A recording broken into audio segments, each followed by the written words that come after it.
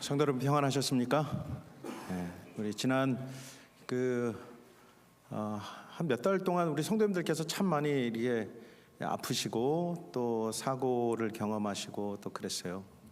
이제 그때마다 드는 생각은 참 목회자 불찰 같은 생각이 항상 듭니다. 그때마다 혹시 하나님께 이렇게 어떤 불충성한 그런 게 있나. 이제 그런데 오늘 우리 많은 성도님들께서 회복하시고 또 여행 중에 계셨다가 다 돌아오시고 또 이 예배를 위해서 정말 기도부터 또 찬양에 이르기까지 충성을 다해 주셔서 참 감사합니다. 감사합니다. 더불어서 오랜만에 우리가 합창을 들었는데 참 좋았죠. 우리 정말 날개쳐 올라가는 그 은혜를 찬양해 주신 우리 찬양대에 귀한 감사를 드립니다. 오늘 제목은 예수 가장 아름다운 이름이라고 하는 제목으로 우리 하나님의 말씀을 증거하겠습니다. 이 세상에서 가장 아름다운 이름이 있다고 하면 그 이름이 무엇입니까? 예수입니다. 오늘 이 본문 말씀은 히브리서 1장 1절로 5절 말씀입니다. 옛적에 선지자들을 통하여 여러 부분과 여러 모양으로 우리 조상들에게 말씀하신 하나님이 이 모든 날 마지막에 아들을 통해서 우리에게 말씀하셨으니 이 아들을 만유의 상속자로 세우시고 또 그로 말미암아 모든 세계를 지으셨느니라. 이는 하나님의 영광의 광채시요 그 본체의 형상이시라. 그 능력의 말씀으로 만물을 붙드시며 죄를 정결하게 하는 일을 하시고 높은 곳에 계신 지극히 크신 이의 우편에 앉으셨느니라.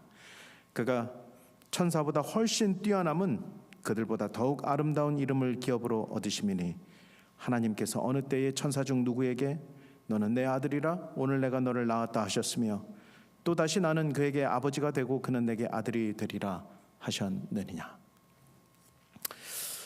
우리 모두가 이 세상에 그 생명을 다하면 모두가 우리 하나님을 다 만나게 될 것입니다. 우리 모든 사람이 이 땅에서의 생명을 다한 이후에 우리는 창조주 하나님을 다시 만나게 될 것입니다. 그래서 우리 갈리지엘 교회 모든 성도님들이 그 한 자리에 같이 만나게 될 줄로 믿습니다. 그리고 우리 모두가 하늘에서 정말 영원한 삶을 우리 주님과 함께 살게 될 것입니다. 그때 궁금한 것이 하나 있었어요. 이 말씀을 살펴보면서 그때 여러분이 하나님을 만났을 때, 창조주 하나님을 만났을 때 여러분은 그 하나님을 무엇이라고 부르시겠습니까? 아버지라고 부르시겠습니까? 또 있으세요? 다른 이름이? 아빠라고 부르시는 분. 조금 더 가깝게 아빠. 또 혹시 있으십니까? 하나님을 뭐라고 부르시겠습니까? 아버님이라고. 아버님은 조금 거리가 조금 좀 멀어진 느낌이죠. 아버님. 그래도 존경의 의미로 아버님, 아버지, 아빠. 이렇게 부르면 어떨까요? 예수님이라고 부르면 어떨까요? 예수님. 하나님의 이름이 예수니까 오늘 이 말씀에 가장 아름다운 이름을 얻으셨다라고 표현하고 있는데 우리 하나님이 예수라고 하는 그 이름을 얻으셨다 이것입니다. 예수라고 하는 이름의 뜻이 무엇이냐면 그가 자기 백성을 저희 죄에서 구원하신 분이라고 하는 뜻입니다. 그러니까 자기 백성을 그의 죄에서 구원하신 분이니까 왕의 이름도 되면서 구원자인 이름도 되면서 예수님이라고 하는 것. 그래서 우리가 하늘에 가면 가장 제일 먼저 만나는 분이 있어요. 그분이 누굽니까? 요한계시록 말씀에 보면 예수님을 가장 먼저 만납니다. 그죠? 이 땅의 세상의 수고와 모든 아픔들과 고통의 노력을 다 경주한 이후에 우리가 이 진주문 앞에서 만나게 되는 우리 한 분이 있죠. 바로 예수님입니다. 예수님. 그러니까 얼마나 반가운 일이 벌어질까요? 얼마나 반가운 일이? 지난주에 있었던 얘기를 좀 잠깐 해드릴게요. 그때 저는 세상에서 그렇게 반가운 만남을 경험해 본 적이 없습니다. 지난 안식일날 오후에 우리가 방문을 갔어요. 우리 장로님들과 또 집사님들과 우리 박숙희 집사님 댁 방문을 갔습니다. 방문을 출발하기 전에 이제 자동차 이 기름통을 보니까 갔다 올 만한 기름통이더라고요. 그래서 출발을 그렇게 시작을 했습니다. 출발을 해서 갔는데 이제 방문을 마치고 아마 그때가 돌아오는 길이 5시 정도 됐었던 것 같아요. 4시, 5시. 근데 이제 돌아오는 길에 한참 얘기를 하고 이제 옆에 이민희 장로님 앉아 계셨거든요. 이게 한참 얘기를 뭐 재미있게 하고 오는데 그때 하필 우리가 한 번도 가보지 못한, 제가 한 번도 가보지 못한 시골길로 이 미니밴이 계속 가는 겁니다. 시골길로. 저는 그렇게 살다가 옥수수 밭이 그렇게 많은 줄은 처음 본 시골이었어요. 야, 테네시도 이런 곳이 있구나. 그래서 이 옥수수는 사료용이고 저걸 누가 먹을까? 뭐 이런 소소한 얘기 이제 재밌게 하면서 이 돌아오는 길에 이 악셀을 밟아도 나가지가 않는 것입니다. 차가. 저는 그 경험을 처음 했습니다. 악셀을 밟았는데 차가 나가지를 않는 겁니다. 이건 무슨 문제가 있다. 이건 무슨 문제일까? 여기 봤더니 기름통에 불이 들어와 있어요. 보니까 그래서 이 기름이 떨어졌구나. 시골길이잖아요. 그래서 이제 이거 기름이 꺼지면 곧 시동이 꺼질 텐데 얼마나 갈 수 있을까 이제 염려가 되는데 마침 그 좁은 그 시골길을 달리는데 이제 한적한 우리 이제 보니까 GPS에 한 20분 정도 우리 교회가 남았다고 생각했어요. 나왔어요. 근데 이제 보니까 한적한 곳이 하나 이렇게 공터가 나오더라고요. 그래 거기서 차를 세웠습니다. 그 짧은 시간 안에 정말 많은 생각이 오고 갔습니다. 많은 생각이. 이때 여러분 같으면 어떻게 하시겠습니까? 기름이 떨어져서 차가 없어요. 섰습니다. 시골길입니다. 어떻게 하시겠습니까? 기도해야죠. 제가 그거를 못했습니다, 장로님. 이제 깨달았습니다, 장로님. 이제. 근데 그 기도는 이미 출발할 때 저희 아내가 했어요. 저희 아내가. 근데 그 다급한 순간이 되니까 이걸 어떻게 해야 되냐? 인슈런스를 불러야 되나? 경찰을 불러야 되나? 그러다가 그 짧은 순간 안에 장로님, 집사님 여기 계세요. 제가 검색을 해보니까 1마일 앞에 주유소가 있더라고요. 그래서 제가 이제 차를 이렇게 히치하이킹을 해가지고 갔다 오면 될 것 같더라고요. 갔다 오면. 그런데 이제 갔다 오면 될 것 같아가지고 내렸어요. 양복을 입고 내렸습니다. 그래도 양복 입었으니까 잘 잡아주겠죠, 사람들이. 그래서 이제 그런 생각을 가지고 이제 내렸는데 이게 이제 코너를 살짝 돌면 이제 코너를 돌자마자 있는 넓은 공터였어요. 코너를 살짝 돌자마자 이제 차들이 이제 오기 시작하는데 그때 왔던 첫 번째 차가 보니까 어디서 낯익은 차예요. 미니 쿠퍼 아이보리색. 이건 틀림없이 저건 테네시에 저런 차를 타고 다니시는 분은 딱 한 분밖에 없습니다. 누굽니까? 우리 최남수 장로님. 저건 누가 봐도 헤드라이트만 봐도 최남수 장로님이세요. 흔드는데 얼마나 저는 그 안에 누가 타는지 뭐 확인할 뭐 그런 것도 없이 저 차는 분명히 최남수 장로님 차다.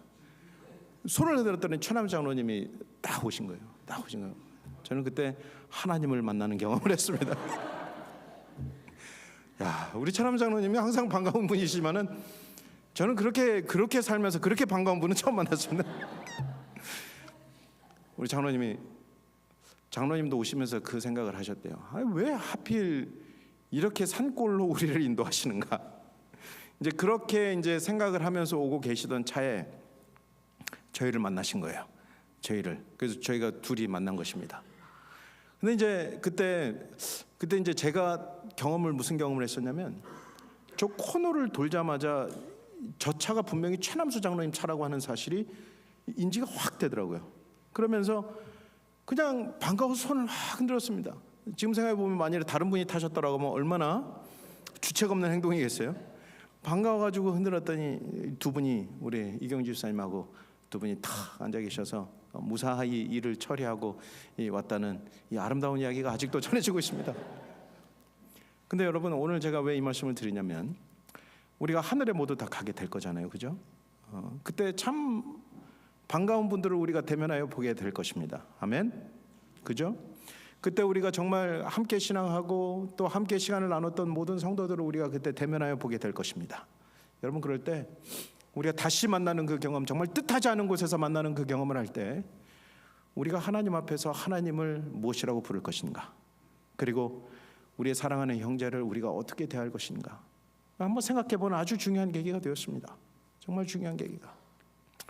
우리 히브리서 말씀에 보면 우리 예수님께서 하나님께서 더욱 아름다운 이름을 얻으셨다라고 표현하고 있습니다. 정말 아름다운 이름을 얻으셨다 이렇게 표현하고 있어요. 이 국가명의 유래를 보면 이렇습니다. 아르헨티나라고 하는 이 국가명은 어떻게 유래가 되었는가? 라틴어에서 은을 뜻하는 아르젠툼에서 유래되었대요. 그러니까 아르헨티나는 무슨 나라입니까? 은이 많이니 나는 나라가 아르헨티나예요.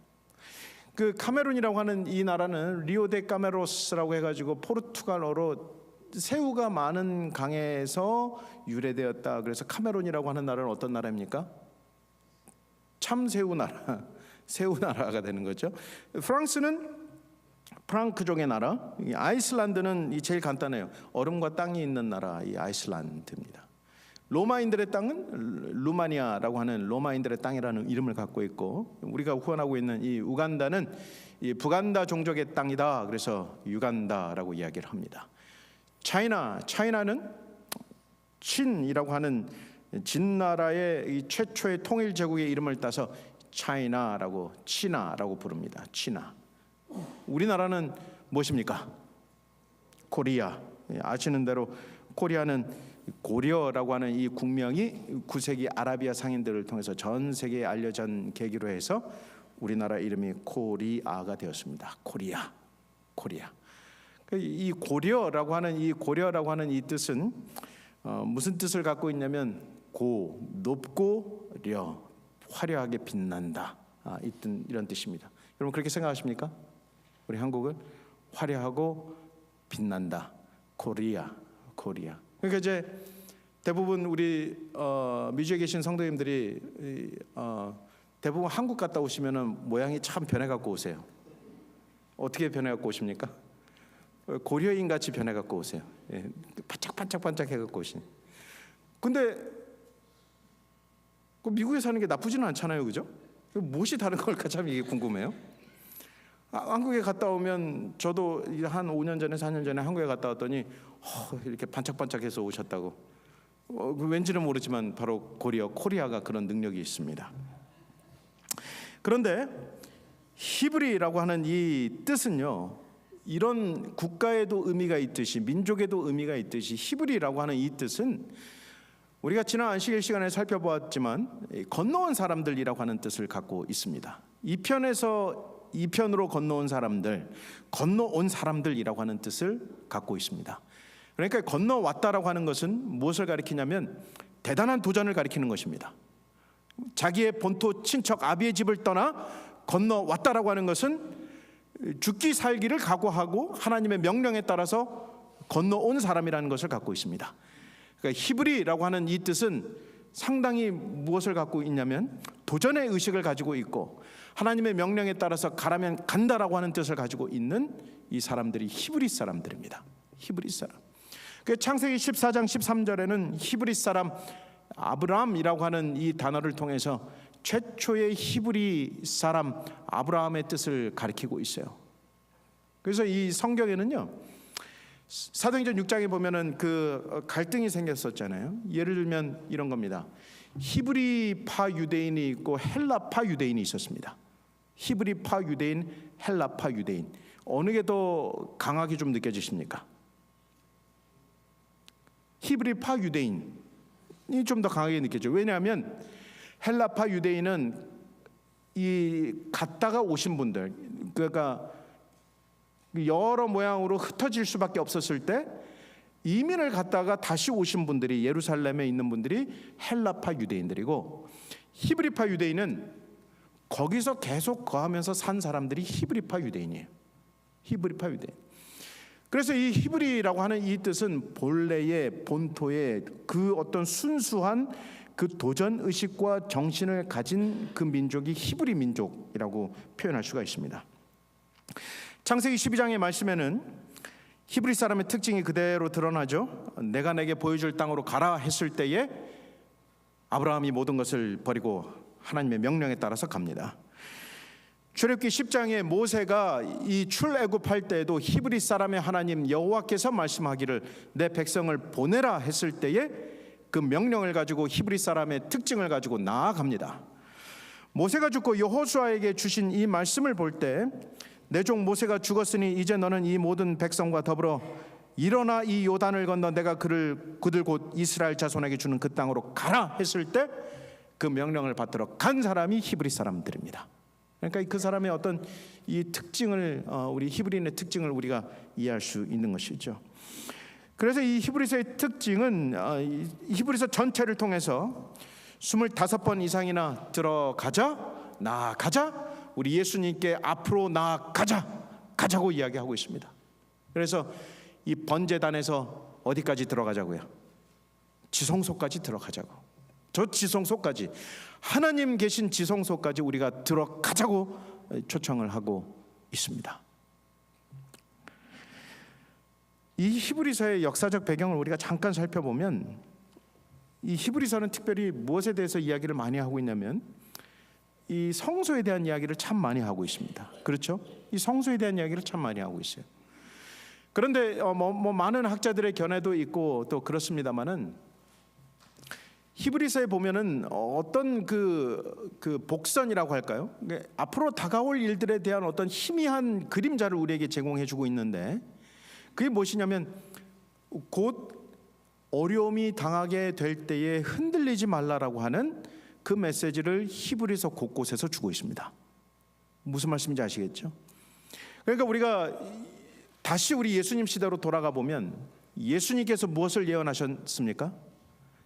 예루살렘 성이 돌 하나 돌 위에 남지 않고 무너질 것이라고 하는 그 예언의 말씀을 이미 주셨습니다.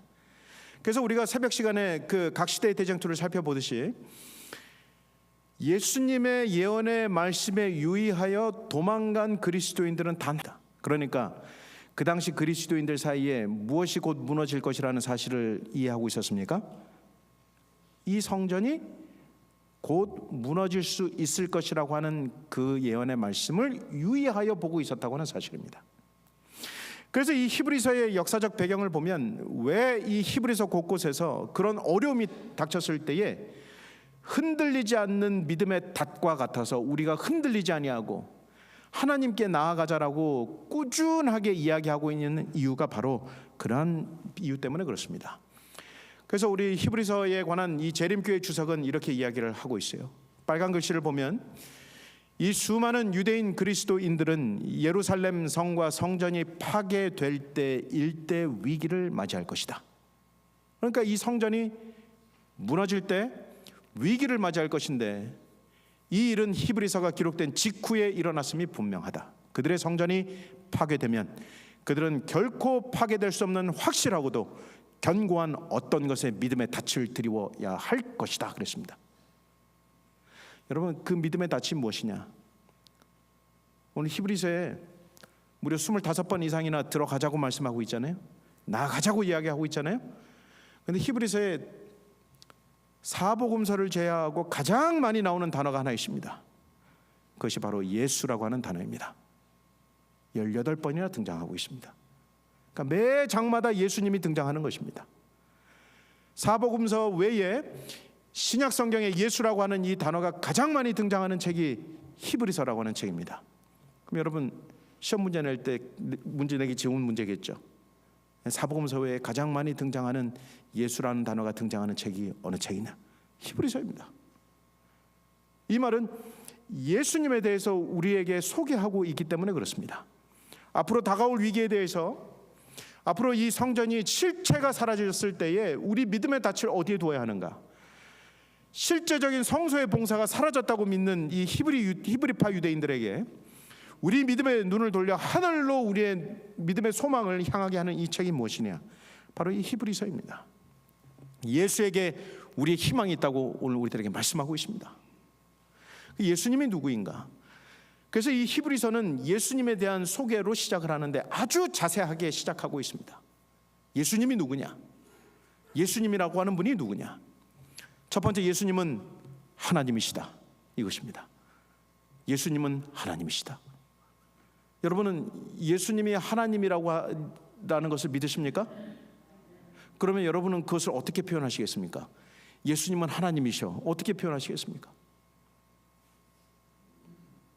한번 따라 하시겠습니다. 예수님은 하나님과 붕어빵이야. 이해가 확 되세요? 왜 그러냐면 히브리서 1장 3절 말씀에 하나님의 영광의 광채시요 그 본체의 형상이라고 표현하고 있어요. 그 말이 참 어려운데 그 본체의 형상, 이게 다른 게 없어요. 붕어빵 틀에 넣었더니 붕어빵이 나왔다, 이것입니다. 이것입니다. 그 본체의 형상이라고 하는 이것이 무엇을 가리키냐면 그 틀에 넣었더니 그대로 나왔다는 것이 그것을 가리키고 있는데, 그것은 외적인 모양뿐만 아니라 내적인 것도 동일하다고 하는 것을 가리키는 단어가 바로 그 본체의 형상이라고 하는 뜻입니다.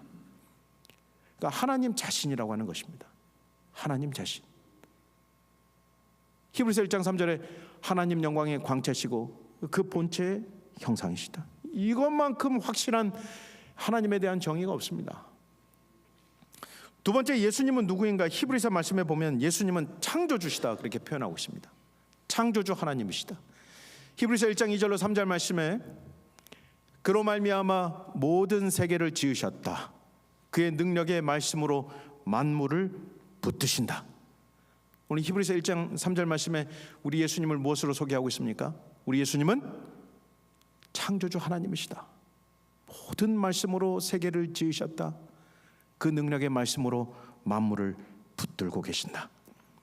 여러분, 여기에서 이 붙들다라고 하는 이 표현이 무엇을 가리키고 있냐면 지탱하다 또는 그것을 가지고 일정한 목적과 그것을 가지고 이동하는 것, 운반하는 것, 운행하는 것, 그 모든 것이 잘 돌아가도록 하나님께서 잘 섭리하는 것, 이것이 붙들다입니다. 붙들다. 그러니까 여러분, 만일에 우리가 서빙을 한다고 할 때 여기다 음식을 담아가지고 이 손님에게 갈 때 이것이 무엇입니까? 잘 들고 있어야죠. 붙들어야죠. 저는 이 군대에서 여기 흉터가 하나 있었어요. 군대에서 갓 제대할 때 흉터가 하나 있었습니다. 지금도 이 흉터가 지금 많이 사라졌지만 이제 지금 보이지 않습니다. 여기에 무슨 흉터가 있었냐면 이등병 때 처음 이 자대에 들어갔는데 그 자대에서 청소 시간에 각자 맡은 것이 있어요. 각자 맡은 것이 있는데 제일 어려운 일을 이제 이등병들이 합니다. 병장들은 뭐 하든가 앉아가지고 이렇게 각을 잡는 일만 해줍니다. 그리고 나머지들은 다 분주하게 움직여요. 근데 그때 우리 소대에서 오랜만에 다리미를 샀습니다. 다리미를. 그동안에 다리미가 부서져가지고 다리미가 없었어요. 휴가를 가려고 하면 이 군인들이 이게 그 각을 잡는 라인이 있습니다. 각을 잡는 라인. 여기다가 라인도 잡고 여기다 그 왜 그렇게 하는지 모르겠는데 여기다가 라인 잡고 이 등에다가 3줄을 넣느냐, 2줄을 넣느냐, 4줄을 넣느냐, 이거 우리 민간인들은 아무도 모르거든요. 근데 군인들은 서로 알아요. 그래서 휴가 나가면 3줄 잡았네, 4줄 잡았네, 이제 이렇게 힐끗힐끗 서로 봅니다. 그게 중요한 거예요. 그래서 첫 휴가를 나가면 나가서 기죽지 말라고 이제 고참들이 이 뭐 물광, 불광부터 시작해서 전투화를 반짝반짝하게 닦아줘요. 정말 빛이 나도록 닦아줍니다. 뭐 두 번째 나갈 때는 그렇게 닦아주지는 않습니다. 그런데 그때 오랜만에 고장났던 다리미를 샀어요. 다리미를 샀는데 이 다리미가 그 저녁에 다림질을 하고 이렇게 세워져 있는데 제가 그걸 자꾸 치웠는데 그 다리미가 제 손에 넘어진 거예요. 뜨거운 다리미가. 그때 어떻게 해야 됩니까? 제가 안 놨습니다. 그거를. 이 다리미가 만일에 제가 놔가지고 부서지면 어떻게 되니까? 그대로 하고 이렇게 제가 놨어요. 그리고 놨는데 그때 상처가 생긴 겁니다. 근데 그런 의도를 가지고 힘이 들지만 그 지탱하는 정신을 가지고 그것을 스무스하게 운행하는 그 용어가 무엇이냐? 바로 만물을 붙드신다라고 하는 것입니다. 붙드신다. 어려움이 있지만 정확한 의도를 가지고 그 의도대로 나르고 운반하고 지탱하고 유지하는 것, 이것이 바로 우리 예수님께서 하시는 일이다. 오늘 이 성경은 말씀하고 있습니다. 여러분, 이 일이 얼마나 대단한가 한번 보실까요? 우리 지구가 지금 어디에 있습니까? 저 이 은하계 안에 저기 있어요. 저기 눈에 보이세요? 안 보이시죠? 이게 정말 티끌만한 우리가 이 지구에 살아가는데 저는 이제 이 이야기를 할 때마다 이 이야기 자주 합니다. 저 티끌만한 저 지구에 살아가는데 저기에서 무슨 이야기들이 일어나냐면 염라대왕도 있고 옥황상제 이야기도 있고, 예? 또 뭐가 있어요? 지옥도 있고. 그 지금 바깥에서 한 걸음 떨어져 보면 어때요? 진짜 아무것도 아니잖아요. 근데 사람들 생각에 뭐가 있냐면 저 바닷속 깊은 곳에 옥황상제가 노하시면 막 우주가 막 큰일 날 것처럼 이야기를 하는데 한 발자국만 여러분 떨어져서 저 사진을 보십시오. 그 지구의 깊이, 바닷물의 깊이라고 하는 것이 정말 아무것도 아닙니다. 아무것도. 그죠? 그러니까 이제 옛날 사람들이 그런 관념을 가지고 살아간 거예요. 그런데 이것이 왜 특별하냐면 우리가 지구가 움직인다고 하는 사실을 여러분이 잘 알죠? 우리가 이렇게 자전을 하잖아요. 1초에 얼마나 갈 것 같아요? 우리가 똑딱 하면 우리가 얼마나 회전할 것 같습니까? 똑딱. 벌써 시간이 지나고 있네. 똑딱. 1초에 30km를 갑니다. 이 지구가 1초에 30km를 가요. 그러니까 30km니까 마일로 따지면 한 22마일 정도 되는 거죠. 그러니까 1초. 벌써 우리는 지금 시간을 보내면서 다른 공간으로 계속 흘러가고 있는 겁니다. 그죠? 근데 우리가 느낄 수 있습니까? 못 느끼죠. 그런데 더 기가 막힌 게 있어요. 태양이 지구를 끌고 돌잖아요. 태양도 움직인다고 하는 사실이에요. 태양도 1초에 얼마로 움직이는가? 1초에 200km를 움직입니다. 1초에 200km를. 그러니까 200km 우리가 따라가면서 제자리에서 30km씩 도니까 얼마나 제정신이 없어요? 그죠? 그래서 우리 삶이 그렇게 바쁜 거예요. 그죠? 그런데 우리 은하계도, 우리가 속해 있는 은하계도 움직입니다. 1초에 얼마로 움직이냐면 무려 600km를 움직입니다. 1초에 600km. 여러분, 우리가 1년에 한 번 무엇을 맞이해 가지고 우리가 기념하잖아요. 그런데 이제 우주의 어떤 공간적으로 보면 1년의 제자리로 돌아오는 그 공간이 1년 전에 그 공간이 아닙니다. 무슨 말인지 이해되세요? 이미 우리는 그 공간을 지났습니다. 오늘 굉장히 높은 물리학의 개념을 우리가 지금 설교 시간에 다루고 있는데 이해되세요 다? 1년 전에 있었던 이 공간이 우리 1년 후에 우리가 그 공간이 아니라고 하는 거죠. 우주에 있는 공간에. 이미 수천 킬로미터 떨어진 그 공간에서 우리가 다시 그 1년을 맞이하는 겁니다. 그럼 보세요. 그 1년이 다시 왔을 때 그것이 얼마나 감사한 일입니까? 여러분 다시 1년이 올 거라고 생각해 본 적 있으세요? 네? 가령 예를 들면 이거예요. 여러분이 자동차를 운전하려고 하면 무엇을 들여야 합니까? 보험을 들여야 돼요. 단 1마일을 가려고 해도 보험이 있어야 합니다. 만일에 가는 중간에 사고가 나면 어떻게 되니까? 여러분 이 우주에 우리가 이런 정말 어마어마한 속도로 달리고 있을 때 여러분 보험 들으셨어요? 보험이 있으십니까? 근데 그 무보험 없이 우리가 여전히 안전하다라고 믿는 이유는 무엇입니까? 그걸 자연이라고 이야기해요. 당연한 것으로 이야기합니다. 그런데 오늘 이 말씀에 보면 오늘 이 광식 씨가 지은 천문학 플러스라고 하는 이 글에 보면 이런 글이 있어요. 지금 당신은 이 순간에도 우주의 일체 무상 속에 몸을 담근 채 무서운 속도로 공간 이동을 하고 있다. 우주는 너무나 조화로워 우리는 나뭇잎이 산들바람에 흔들리는 것을 보며 이렇게 평온 속에 살아가고 있다. 여기에 우리의 우주의 신비와 경이로움이 있는 것이다 그랬어요. 많은 사람들은 이거를 자연으로 이야기하지만 오늘 예수님을 만났던 우리 이 히브리서의 저자의 표현에 의하면 우리 예수님께서 그것들을 붙들고 계신다고 말씀하고 있습니다. 저는 위기에 바람과 바다도 순종하는 거. 우리 예수님께서 이 모든 것들을 붙들고 계신다고 하는 사실이 여러분들에게 귀한 복음이 되기를 간절히 바랍니다. 예수님은 누구인가? 우리 히브리서의 말씀에 예수는 왕이다라고 표현하고 있어요. 예수님은 아들이시다. 하나님의 아들이시다. 그러므로 우리에게 왕이시다. 히브리서 1장 5절 말씀에 하나님께서 어느 때 천사 중 누구에게 너는 내 아들이라 오늘 내가 너를 낳았다 했느냐? 또 다시 나는 그에게 아버지가 되고 그는 내게 아들이 되리라 하셨느냐 그랬어요. 그러니까 다른 말로 우리 예수님께서 아들이시다라고 하는 것이고, 특별히 히브리서는 이 구약 성경에 대한 쿼테이션이 많이 등장합니다. 아주 많이 등장합니다. 그런데 이 말씀이 히브리서 1장 5절에만 벌써 두 성경절이 인용이 되었는데 사무엘하 2장 7절에 나는 그에게 아버지가 되고 그는 내게 아들이 되리라. 이 다윗에 관한 이야기거든요. 다윗과 솔로몬의 관계에 관한 이야기거든요. 시편 2장 7절로 9절에 있는 말씀, 내가 여호와의 명령을 전하노라. 여호와께서 내게 이르시되 너는 내 아들이라. 오늘 내가 너를 낳았다. 내가 철장으로 그들을 깨뜨리며 질그릇같이 부수리라 하시도다.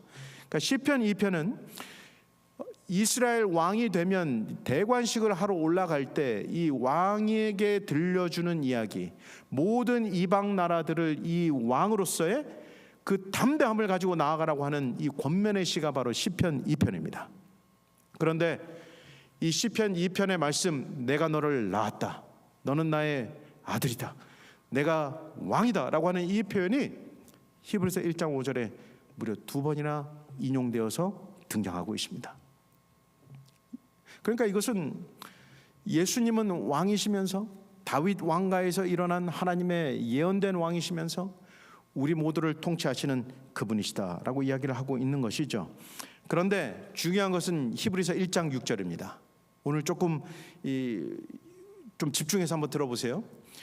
히브리서 1장 6절 말씀에 보면 그가 마다들을 이끌어 세상에 다시 들어오게 하실 때 하나님의 모든 천사들은 그에게 경배할지어다라고 말씀하셨다, 이것입니다. 그러니까 히브리서 우리가 1장 그 5절의 말씀을 보면 너는 내 아들이 되리라 하셨다. 그리고 1장 6절 말씀에 또 그가 마다들을 이끌어 세상에 다시 들어오게 하실 때에 하나님의 모든 천사들은 그에게 경배할지어다 말씀하셨다, 이것입니다. 히브리서 1장 6절 말씀이 무엇을 인용한 구약 성경절이냐? 여러분 여기 이 말씀 보시면 이 말씀이 어디에도 없어요. 잘 들어보세요. 히브리서 1장 6절의 말씀이 어디에서 인용되었는가? 신명기 32장 43절. 특별히 헬라어를 위해서 히브리어를 번역하던 70인 역본에서 뭐라고 본래의 의미대로 번역이 되었는가? Let all the angels of God worship him 이라고 되어 있습니다. 그러니까 성경을 찾아보시면 하나님의 천사들은 그에게 경배할지어다 라고 하는 구약 성경의 말씀이 없습니다. 그런데 어디에 가서 찾을 수가 있냐면 70인역의 본래의 성경에 찾을 수가 있습니다.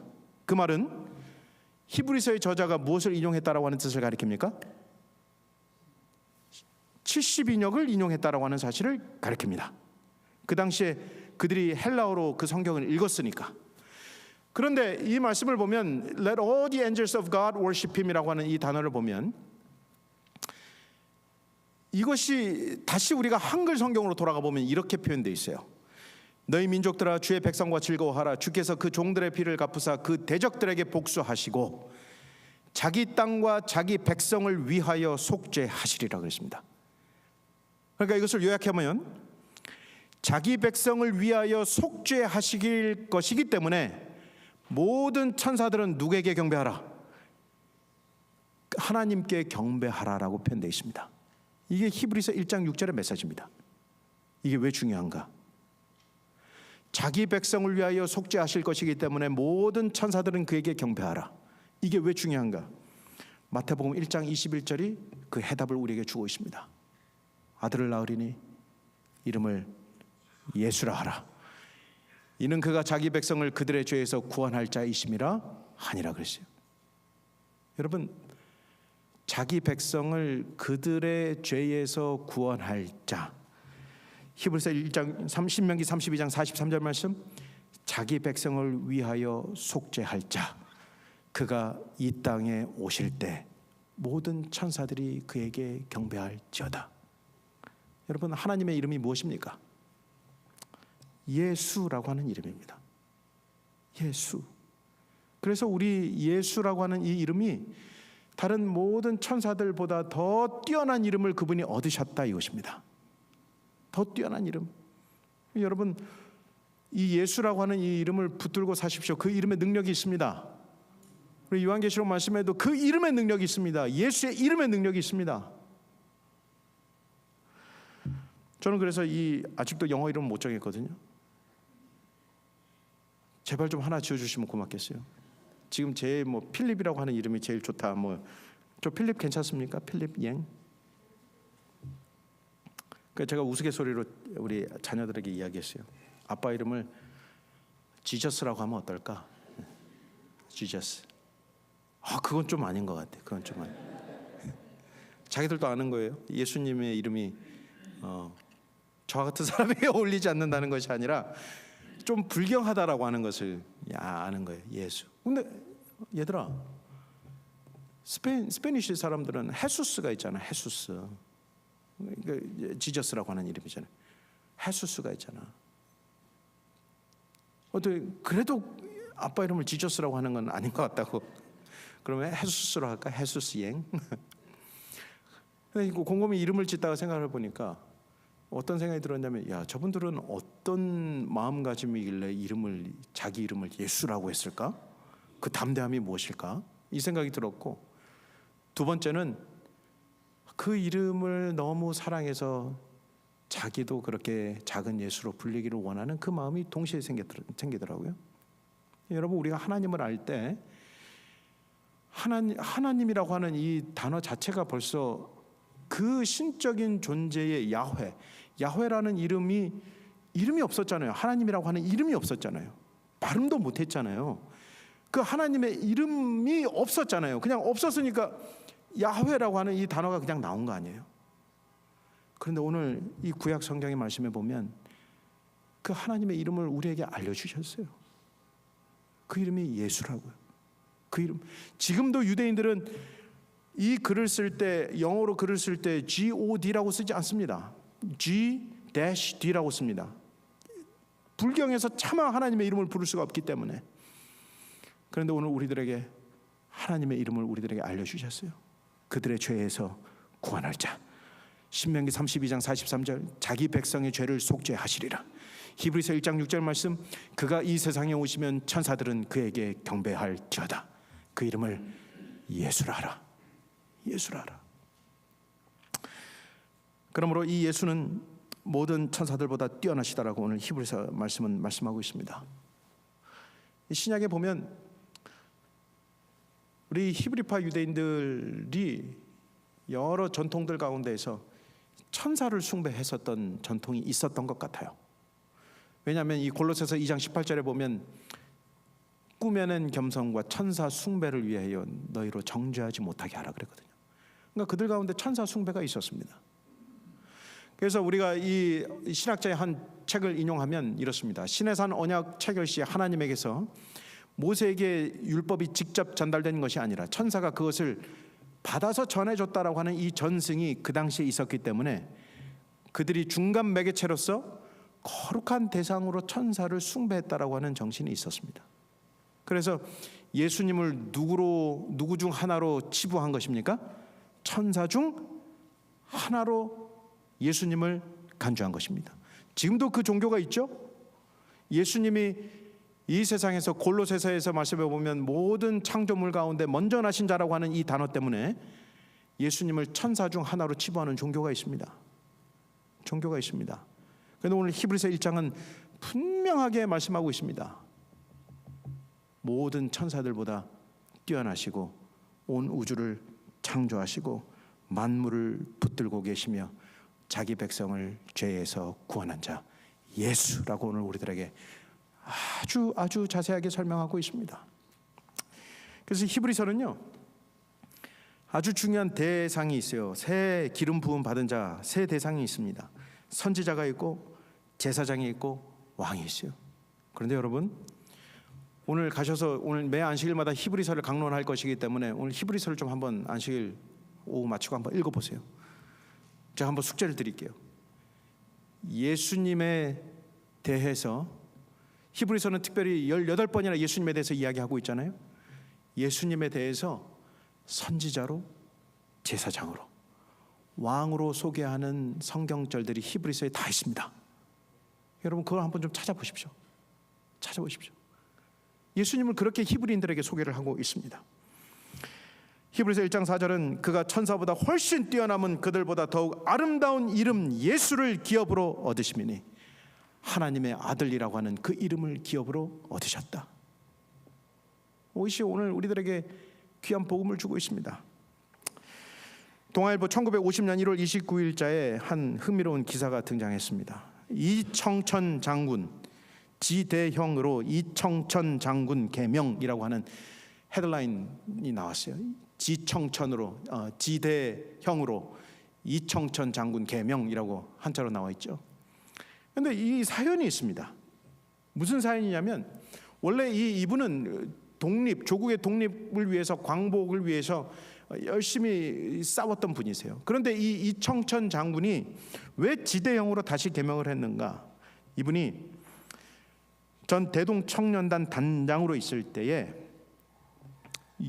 대한민국의 유엔 승인을 계기로 해가지고 지대형으로 자기가 돌아가기로 결심을 하는데, 그 사연이 바로 이렇습니다.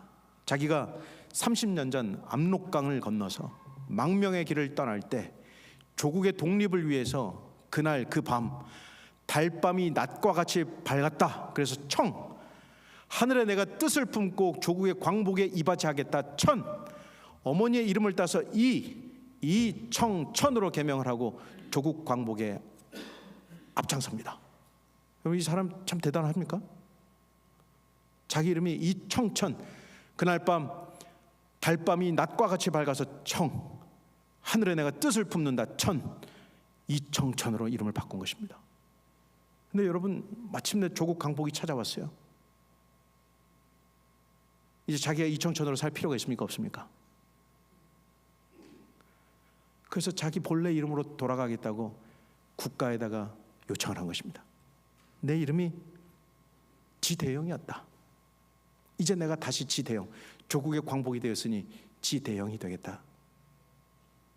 여러분, 오늘 우리 예수님께서 내가 이 땅에서 마시는 포도주를 너희와 함께 하늘에서 마실 때까지 우리를 기다리시겠다고 말씀하셨습니다. 그리고 그 이름, 자신의 이름을 무엇이라고 말씀하셨습니까?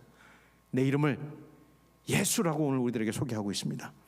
그래서 마태복음 16장 15절 16절 말씀에 너희는 나를 누구라 하느냐? 시몬 베드로가 대답하여 이르되 주는 그리스도시요 살아계신 하나님의 아들이시다. 예수께서 대답하여 이르시되 시몬아 내가 복이 있도다. 이를 내게 알게 하신 이는 하늘에 계신 내 아버지시니라. 여러분, 이 말씀을 할 때 마태복음 16장 말씀에 여러분 잘 아시듯이 이때 예수님이 굉장히 외로운 시간을 보내셨어요. 모든 사람이 떠나는 굉장히 외로운 시간을 보냈습니다. 이때 시몬 베드로에게 물으셨잖아요. 그래, 많은 사람들이 떠나지만 베드로야, 너는 나를 누구라고 생각하느냐? 주는 그리스도시요 살아계신 하나님의 아들입니다. 여러분, 이것이 예수님에게 굉장한 위로를 주셨다고 시대소망은 기록하고 있습니다. 예수님께 굉장한 위로를 주셨다. 이 땅에 우리가 모든 것을 마치고 하나님 앞에 서게 될 때 여러분, 그 하나님을 예수님이라고 한번 불러보시면 참 좋겠습니다. 우리 백성, 우리를 우리 죄에서 구원해 주신 그 아름다운 이름을 가지신 우리 하나님, 예수는 우리의 영원한 하나님의 이름이 되었다. 그래서 그 아름다운 뛰어난 이름을 여러분 기억하시고 그 예수님의 이름을 붙드시는 저와 여러분들이 되기를 간절히 바랍니다. 때로는 우리가 어렵고 어려운 상황에 떨어지지만 그러나 우리 모두가 예수의 이름으로 승리하는 저와 모든 여러분들이 되길 바라면서 오늘 말씀을 마치겠습니다.